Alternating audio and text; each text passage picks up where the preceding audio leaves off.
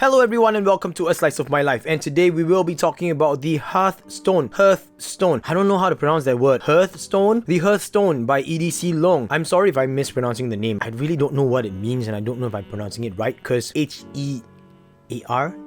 H-E-A-R is a Hearthstone. I know I'm going to be butchering the name, so I'm calling myself out on it first before any of you guys can call me out on it. Hearthstone. I'm just going to say Hearthstone, okay? The Hearthstone. Please don't tell me it's one of those words with a silent H, okay? Like our hospital. Please don't tell me it's one of those words.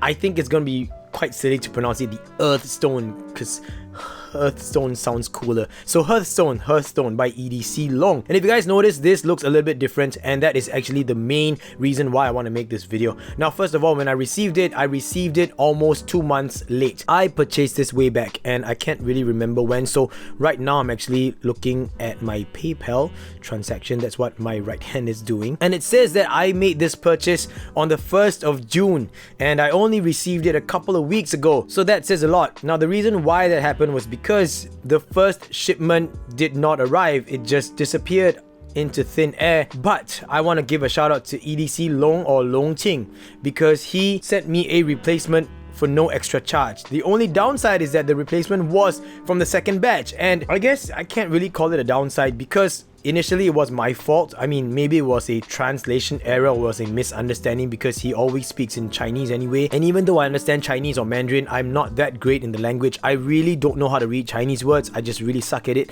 So I was using Google Translate most of the time. Unless I were to get Google to read it out to me, then I would understand it a little bit better. But apparently, these were available in titanium, in copper, in brass, I think, and also in zirconium. But I did not know that titanium was going to be PVD black. Now, first thing I want to share with you guys, I don't like PVD coating. Second thing I want to share with you guys, I don't like my spinners to be coated black. Not black, at least. So that's two things that I really didn't know, and I was quite surprised. Because when I saw pictures of these, the black ones had these flats here on the buttons polished off, and if you guys notice, yes, mine are polished because I did that myself. Now, I did not know that V2 was going to be completely coated, like even the buttons will be coated all the way. So I was a little bit disappointed, and also because when I placed the order, there was a section in the form, in the order form, for you to request for custom finishes, and I requested for a stone washed finish, not knowing that this was going to be coated, because I didn't realize that titanium was going to be offered only in black. And to me, when you make a titanium spinner and then you offer it in a black PVD coating, it means that the machining isn't that great,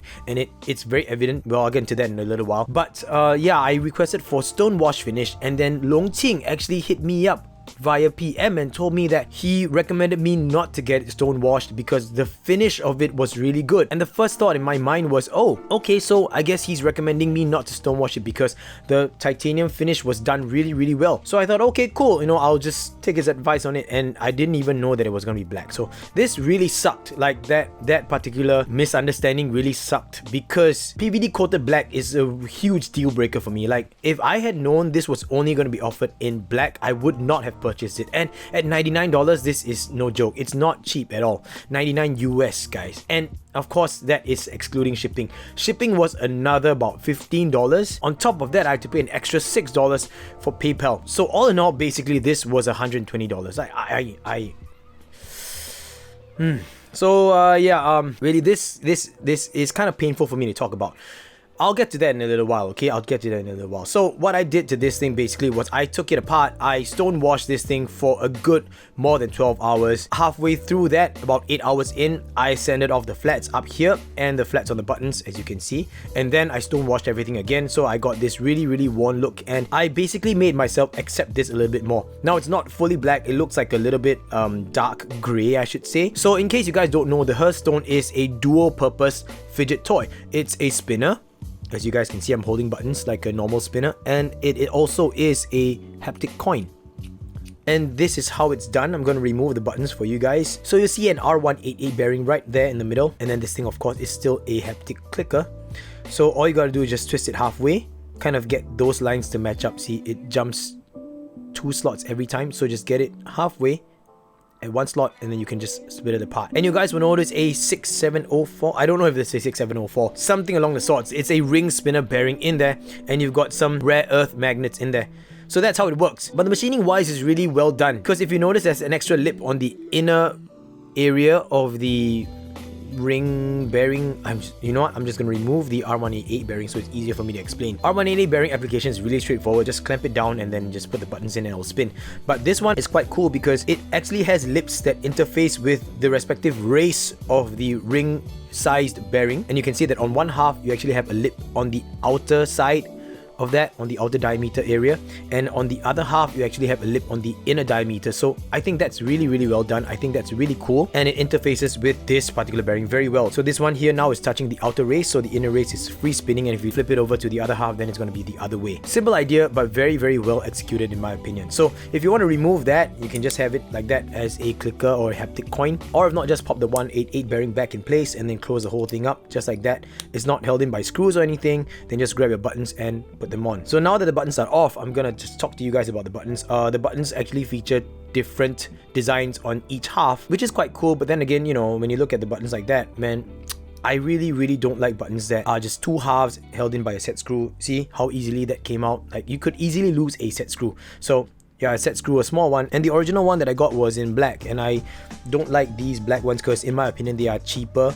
They rust much easier than these stainless steel ones, so I actually had to purchase extra stainless steel ones. I'm lucky because I bought a whole box of it. And so when you put the buttons back on, you'll notice that there is a lip between the spinner or the clicker frame and the R188 bearing on each side, and that means that the shoulder height of the buttons are a lot taller than standard button shoulder heights. And I'm talking about like even when you use a button that is meant for a screw cap bearing retention spinner. So this is actually taller than those. So they are almost proprietary unless you're able to find buttons that have a slightly taller shoulder or use washers. So when you put the button back on, you're able to spin it, and you're able to also use it as a clicker. But what I really don't like is that the buttons are so wide that they actually impede on your clicking experience. Depending on which side you want to hold, you could have your thumb here, you could have your thumb here, so really that's up to you. But yeah, I mean, the idea is for you to use these grooves so you could move the clicker, but the buttons really just get in the way. Like, without the buttons, this thing feels so much better, because without the buttons you'll be able to interface with the entire edge here, the side here, and that just feels so much better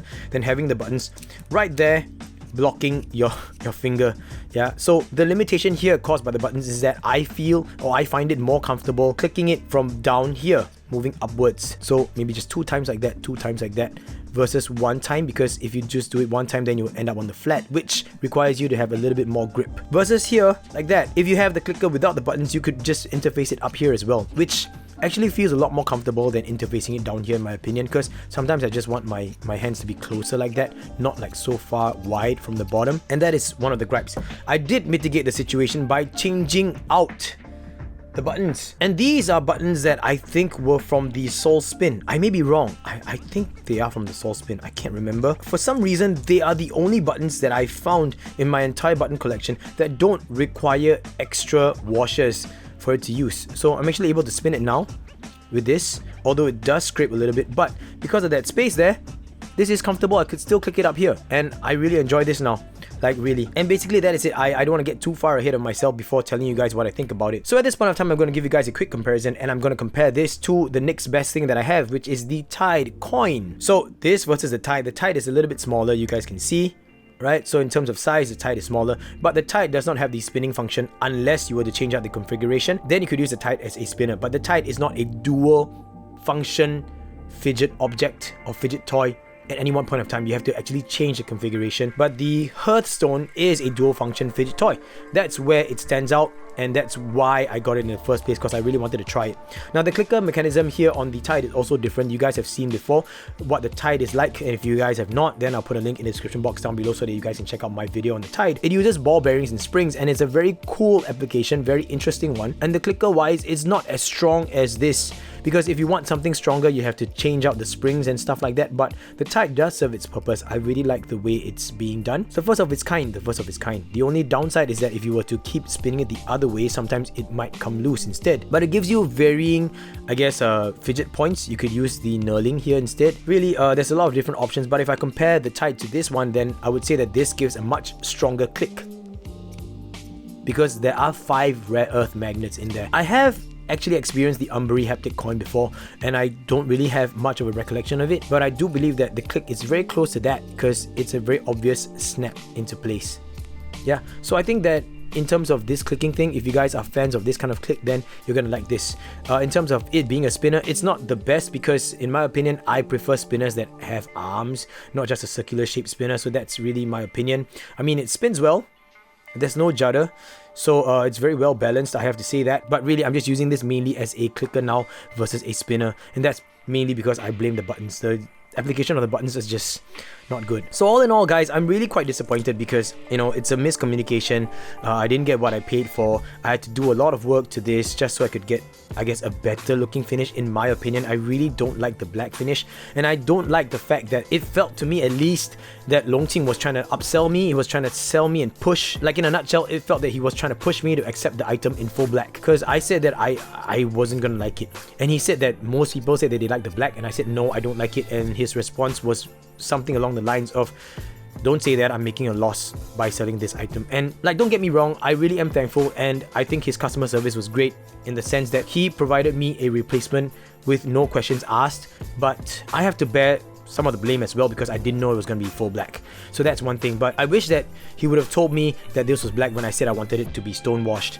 And then after receiving it, I told him I was going to stonewash it myself. He started telling me a lot of things like, it's going to be very difficult for you to stonewash off PVD, it's going to be very hard. And I'm like, all these comments could have been saved if you just did the stonewashing for me, or if you just didn't even coat this and just stonewashed it for me. Because here now I'm going to refer back to the start of the video when I was talking about titanium items being PVD coated. In my opinion, when you have a titanium item that is not finished very well, you generally want to coat it with a PVD finish to cover up some of the flaws. And I know this because, and I'm calling Mackie out on this, because some of the earlier Mackie products, I'm not talking about the current level of products for Mackie, I'm talking about the earlier days. Mackie used to make titanium products and coat them in like grey and gunmetal and stuff like that. And I'm thinking, why would you want to do that to titanium? Because titanium actually has a very beautiful grey color. And you guys can see what I'm trying to say, because after stonewashing it, you'll realize that there are some uneven machine lines here all around the spinner. See that? Or all around the clicker, I should say. Like, see?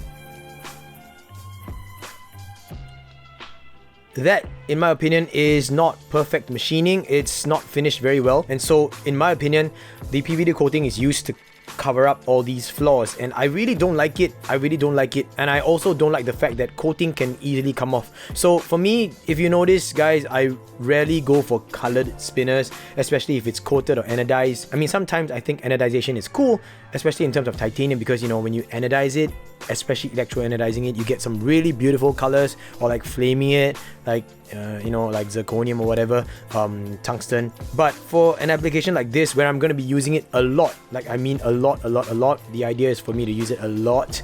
Really, I don't want PVD coating, because PVD, in my opinion, is, number one, it's slippery. I know it's meant to be grippy, but it's slippery, and you don't want it to be slippery on side edges like that, because it is meant to be a clicker after all, and also because it adds a thickness. Like, PVD coating adds a thickness like Cerakoting does. Not to knock anyone that does awesome work, like shoutouts to Alison Miles over at Flyaway Toys. That's really cool and very beautiful, good workmanship in terms of Cerakoting and PVD coating and whatever. But this, in my opinion, no, it's just, you know, it's really lackluster, and to cover it up all in black is just, I mean, it's a really personal gripe, everyone. I'm just sharing this story with all of you. So all in all, I paid a total of 120 US for a, I guess, an item, a V1 item that never came. And when it finally came, it really wasn't what I was hoping it would be. And then while talking to him about this, I showed him some pictures that he posted on his Facebook group, and I said, look, there's a polished one at the back, there's a raw colored one at the back. And then he said, well, in that picture, the raw one is zirconium. And I'm like, dude, you should have said that in the first place. You don't just post something there and then just ask for pre-orders and say, choose a finish that you want and we will accommodate to you. And then when I chose a finish that I wanted, you came and told me that I should not, and you recommended me against the finish that I wanted, saying that the finishing was good. So I mean, communication breakdown maybe, language barrier maybe, but just I just don't like it. And now after stonewashing this, I like it a little bit more, but I still don't really like it, and I really think that the buttons are doing it more harm than good. So yeah, that is it really. I just wanted to get this off my chest and let you guys know about this story. Now, in no way am I hating on Loong or EDC Loong, because I know that he's been putting out a lot of good stuff. It's a little bit expensive, but it's good stuff. So you know, all in all, he's a nice guy. I think I'd like to believe he's a nice guy. He's not a malicious person, not out there to cheat anyone. But yeah, that's the story of myself and the Hearthstone. And to be fair, I'm not going to give it a ranking, because if I do, then it's not going to rank very well. Let's just say that. So before I end the video, a size comparison for you guys of the Hearthstone against a stubby. It is a coin, so I don't know why I'm comparing it to a stubby, but there we go. There, the Tide coin. And that is it, everyone. Thank you so much for sticking all the way throughout and sharing in this slice of my life. It's more of a story time than anything else. And oh yeah, the buttons, they allow you to table spin, but more so on one side than the other, because yep, this side of the buttons is way flatter than this. But if you are looking for a spinner and clicking coin or haptic coin, you can consider this. I hope that besides my personal opinions on the story and how I feel about this, that I still have provided enough information to help you decide whether or not this would be an item for you. I think that if this was in full raw titanium, I would have loved it a lot more. If you like the content that I'm putting out here on this channel, I hope that you will consider subscribing. And if you do subscribe, make sure that you hit the notification bell so that you'll be notified of any new uploads that I put out. Also, I run a Patreon page. I'll put a link up here to that if you want to take a look at it. And if you do become a patron of mine, thank you so much in advance. Shout out time to one of the new patrons of mine, Justin Grant. Thank you so much for being a patron, dude. I really appreciate it. Not just on the Patreon side, but also on Facebook. You've shown me nothing but support and love. Thank you very much for coming on this journey and helping me make my dreams come true. Once again, this was the Hearthstone spinner. I paid a total of $120 for this. The base price of this without shipping was $99. Thank you so much for sticking all the way throughout, and I'll catch all of you in the next slice of my life. Until then, everyone, gaga boost.